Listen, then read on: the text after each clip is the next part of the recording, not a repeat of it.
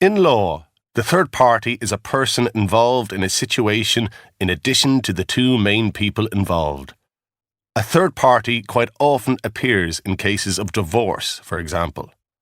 However, all threesomes are different, and in some of them, it is not always clear which of the three people actually is the third party.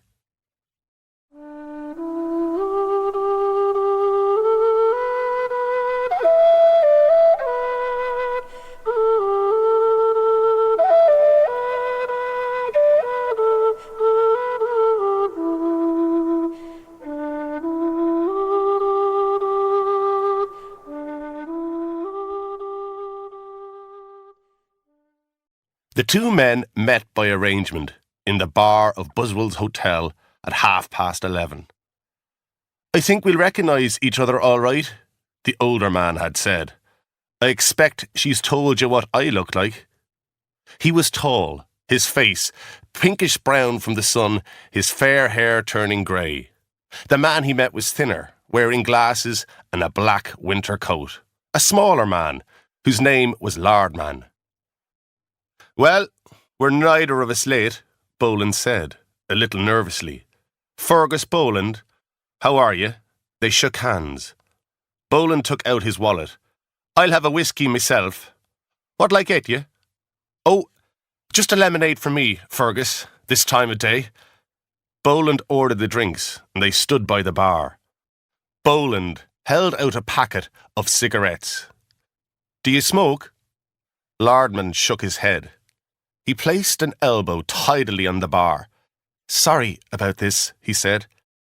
They were alone, except for the barman, who put their two glasses in front of them. Boland paid him. I'm really sorry," Lardman went on, "doing this to anyone." "Good luck," Boland said, raising his glass. He had softened the colour of the whiskey by adding twice as much water. "You never drink this early in the day, I suppose," he said, carefully polite. "Well, that's very sensible, I always think." "I thought it might not be an occasion for drinking." "I couldn't talk to you without a drink inside me, Lardman." "I'm sorry about that." "You've stolen my wife from me. It's not an everyday event." "I'm sorry. It'd be better if you didn't keep saying that." Lardman made no protest at Boland's sharpness. "The whole thing's awkward, I must confess. I didn't sleep at all last night." "You're from Dublin, she tells me," Boland said, still politely. "You're in the wood business. There's money in that, no doubt." Lardman was offended. She described her husband as clumsy, but had added he wouldn't hurt a fly. Already, 5 minutes into the difficult meeting, Lardman wasn't so sure. "I don't like Dublin," Boland continued. "To be honest, I never have. I'm a small-town man, but of course you'll know that." He imagined his wife telling her lover about the narrowness of his experience. She liked to tell people things. She talked a lot. "I want to thank you," Lardman said, "for taking all this so well. Annabella has told me." "I don't see that I have any choice." Lardman's lips were very thin, his mouth a line that smiled without any obvious effort. "I wonder why he doesn't have a funny little moustache, like so many Dubliners," thought Boland. "I thought you might hit me when we met," Lardman said. "But Annabella said you weren't like that at all." "No, I'm not." "That's what I mean by taking it well." "All I want to know is what your plans are." "Plans?" "I'm just asking if you're thinking of marrying her and what your arrangements are. Have you a place that's suitable for her?" "I'll have another whiskey," he said to the barman. "We were hoping that, if you agree, she would move into my place more or less at once. It's suitable, all right. A 7-room flat in Wellington Road, but in time we'll get a house." "Thanks," Boland said to the barman, paying him. "It was my turn to pay," Lardman protested, just a little late. She wouldn't care for meanness, Boland thought, when it began to have an effect on her, which it would in time. But marriage, Boland said, it isn't easy, you know, to marry another man's wife in Ireland.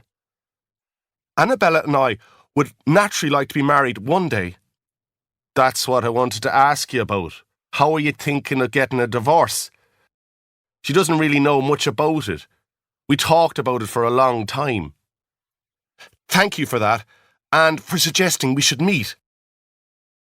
You two have given me good reasons for a divorce, Lardman, but it's no damn use to me. A divorce will take years. It wouldn't take so long if you had an address in England. Then we could get a divorce over there. But I haven't an address in England. It's only a thought, Fergus. So she wasn't exaggerating when she said you wanted to marry her. I don't think I've ever known Annabella exaggerate, Lardman replied stiffly. Then you don't know the most important thing about her, Boland thought. That is, she can't help telling lies, which you and I might politely describe as exaggerating. I'm surprised you never got married, he said. He really was surprised, because in his experience, self-confident little men like Lardman very often had a good-looking woman in their life. I've known your wife a long time, Lardman said softly, trying not to let his smile show. As soon as I first saw Annabella, I knew she was the only woman I'd ever want to marry. Boland stared into his whiskey. He had to be careful about what he said. If he became angry for a moment, he was quite likely to ruin everything. The last thing he wanted was for the man to change his mind. He lit a cigarette, again offering the packet to Lardman, who again shook his head. In a friendly, conversational way, Boland said, Lardman's an interesting name. It's not Irish. French, maybe, or part of it anyway. When she had said her lover's name was Lardman, Boland had remembered it from his school days, and in Buswell's bar he had immediately recognised the face. At school, Lardman had been famous for an unexpected reason. His head had been held down a toilet while his hair was scrubbed with a toilet brush. The boys who had done this were older and bigger than him. Called Roach and Dead Smith, they took pleasure in punishing small boys whose faces and habits they found annoying. I think we were at school together, Boland said. Lardman almost gave a jump, and this time it was Boland who tried not to smile. Clearly, this had come as a shock to Lardman. I don't remember a Boland, Lardman said. I'd have been a little older than you. I hated the damn place. Oh, I quite liked it, Lardman said. You day boys went home in the evenings and at weekends. We boarders had to stay there all the time. I suppose that made a difference. Of course it did. For the first time, Boland felt annoyed. Not only was her lover mean, he was stupid as well. If he had any common sense at all, he'd realise he'd be mad to buy a house for Annabella, because no one could ever be sure she would do what she had promised. I've always thought, actually, it gave an excellent education, Lardman was saying. The awful little Frenchman who couldn't make himself understood, the history teacher who gave the class a history book to read while he wrote letters, the mathematics man who couldn't solve the problems he presented, the head teacher who enjoyed causing as much physical pain as possible. Oh, a great place, Boland agreed. A fine school. I'm sorry I don't remember you. I wouldn't expect you to. We'll probably send our children there, if we have boys. Your children? You wouldn't mind? Oh dear, no. Why should you? I'm sorry. That was a silly thing to say. I'm having another whiskey, Boland said. How about you? No, I'm okay, thanks. This time, Lardman didn't mention, even too late, that he should pay. Boland lit another cigarette. So she hadn't told Lardman. She had let the poor man imagine that in no time at all, the 7-room flat wouldn't be big enough for all the children they were going to have. Boland could almost hear her telling Lardman that her husband was to blame for their childless marriage. In fact, she discovered before they got married that she couldn't have children. In a quarrel long after the wedding, she confessed that she'd known and hadn't told him. Naturally, Lardman continued, we'd like to have a family. You would, of course. I'm sorry that side of things didn't go right for you. I was sorry myself. The thing is, Fergus, is it okay about the divorce? Are you saying I should agree to be the guilty party? It is what men in your situation usually do, actually. But if you don't like the idea of it, don't worry. I'll agree to be the guilty party. You're being great, Fergus. His wife used to say, I think I'll go up and stay with Phyllis, saying it more often as time went by. Phyllis was a woman she knew in Dublin. But of course, Phyllis had just been a name she'd used. A friend who would tell lies for her if necessary. Phone me, he used to say. And obediently his wife phoned him, telling how Dublin looked and how Phyllis was. No doubt she'd been sitting on the edge of a bed in the 7-room flat in Wellington Road. It's really good of you to come all this way, Lardman said, sounding eager to end the meeting. I'll ring Annabella this afternoon and tell her all about it. You won't mind that, Fergus? Not at all.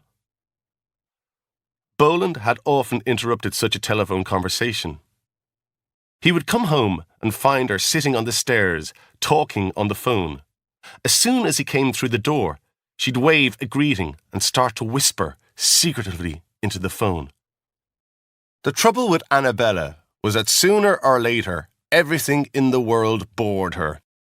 Now, I want to hear every single thing that's happened since the moment you left home this morning, she would soon say to Lardman, and the poor man would begin a long story about catching the bus and arriving at work and having a cake with his coffee.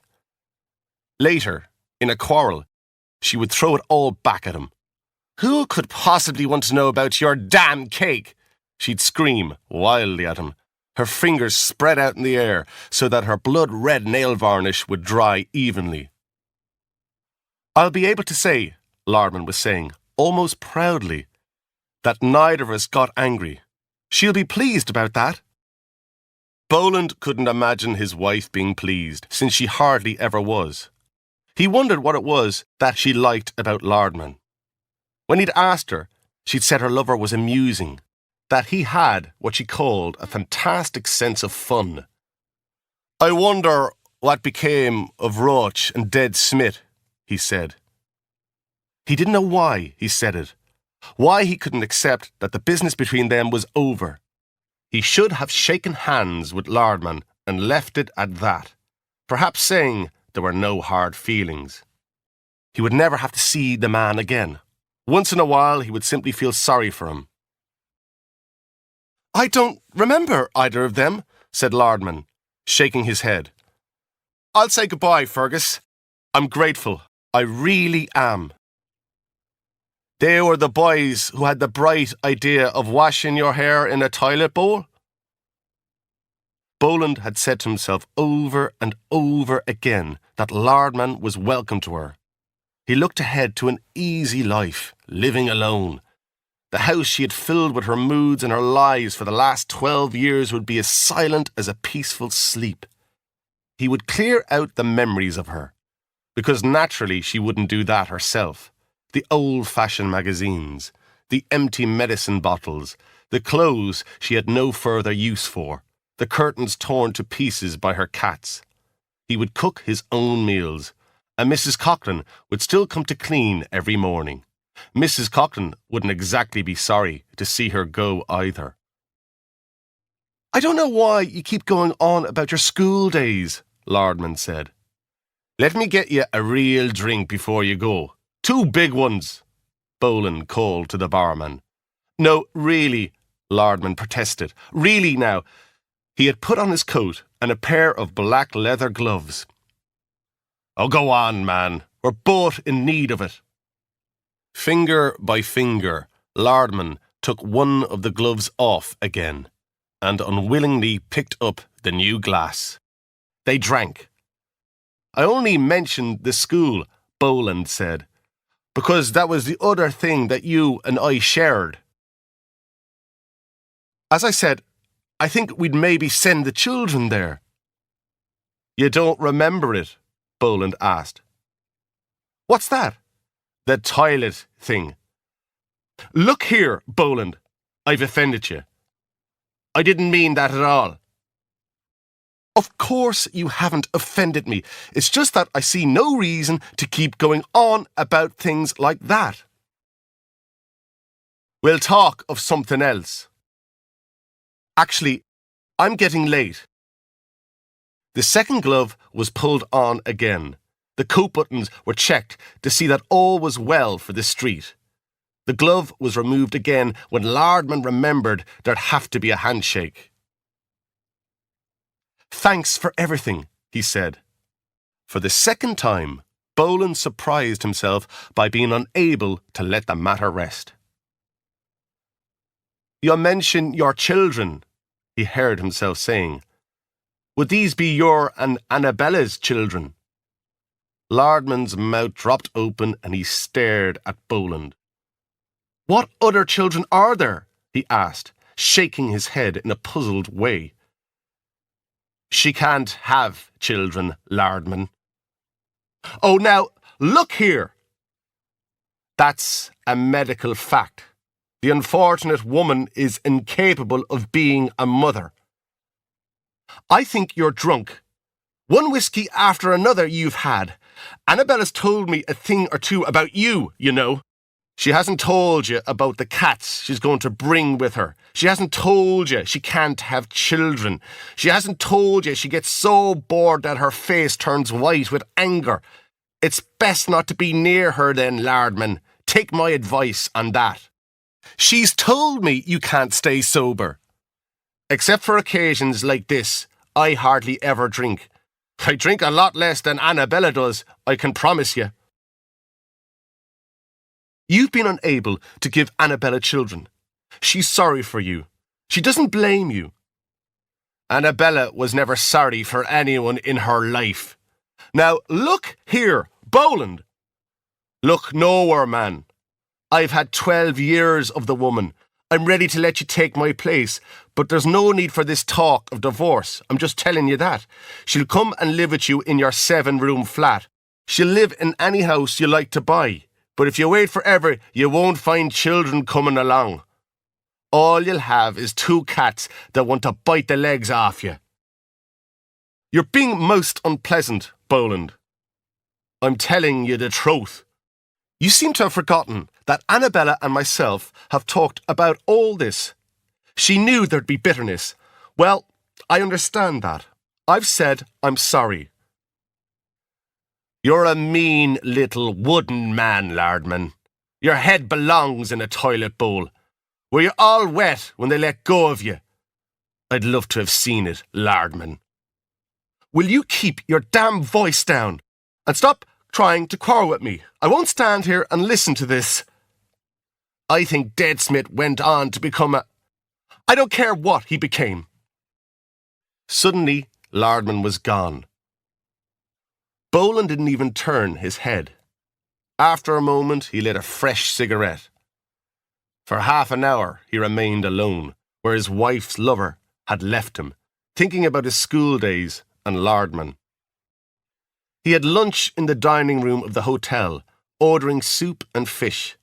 He imagined himself, one day in the future, entering the silence of his house. He'd actually been born in it. Opposite O'Connor's garage, it was the last one in the town, yellow-painted and ordinary, but a house he loved. Did you say the fish, sir? The waitress inquired. Yes, I did. He'd got married in Dublin, as Annabella's family lived there. His friends and neighbours had been delighted when he brought her to live among them. They stopped him in the street and told him how lucky he was. But those same people would be delighted when she left. The terrible bitterness that filled her because of not being able to have children eventually turned her beauty into a kind of madness. That's what had happened. Nothing else. Slowly he ate his fish. Nobody would mention it much.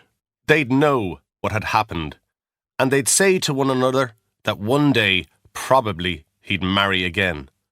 He wondered if he would. He ordered a slice of apple cake with cream, and later coffee came. He was glad it was all over. Now he had accepted the truth. It had been necessary to hear it from someone other than his wife. When first she told him, he'd wondered if it was all just another of her lies. He paid his bill and went out to the car park. It was because there hadn't been enough for her to do, he thought, as he drove out of Dublin through the heavy city traffic. A childless woman in a small town had all the time in the world. She had changed the furniture around and had chosen the wallpaper that her cats had later damaged. But she hadn't joined any clubs or made any friends. He'd driven her to Dublin as often as he could, before she'd started going there alone to visit Phyllis. For years, he'd known she wasn't happy. But until she told him, he'd never suspected she had become involved with a man. Lardman would have telephoned her by now, perhaps to say, "Why don't you drive up this afternoon?" Maybe all day she had been packing, knowing the meeting at Buswell's was nothing to worry about. The little white Volkswagen he'd bought her might be on the road to Dublin already. He was on the open road now, looking out for the Volkswagen coming towards him. If she passed him, would she greet him with a touch on the horn? Or would he greet her? He didn't know if he would. Better to wait. But over the next 50 miles or so, there was no sign of his wife's car. And of course, he told himself there was no reason why there should be. It was only his own idea that she might depart that afternoon, and surely she'd need more than a day to pack all her things. The more he thought about it, the less likely it was that she would be capable of completing the move alone.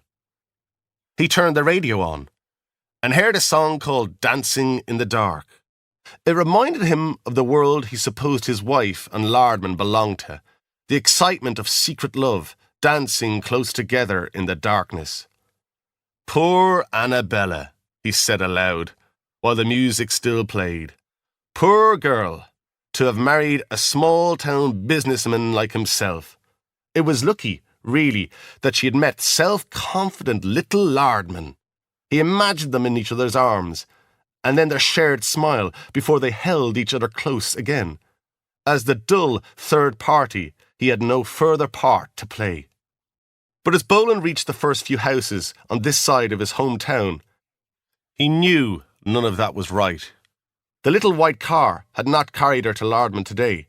It would not do so tomorrow or the next day. It would not do so next month, or after Christmas, or in February, or in spring. It would never do so. It hadn't mattered reminding Lardman of what he had suffered as a schoolboy. It hadn't mattered telling him she was in the habit of lying or even calling him mean. That kind of unpleasant talk was more or less expected in the situation they found themselves in, and might simply be the result of a few whiskies. But something had driven Boland to go further. Little men like Lardman always wanted children. "That's a total lie," she'd have said already on the telephone, and Lardman would have pretended to believe her. But pretending wasn't going to be enough for either of them. Boland turned the radio off. He stopped the car outside Donovan's pub and sat there for a moment before going in. At the bar, he greeted men he knew and stood drinking with them, listening to talk of horses and politicians. They left after a few more drinks, but Boland stayed there for a long time, wondering why he hadn't been able to let Lardman take her from him.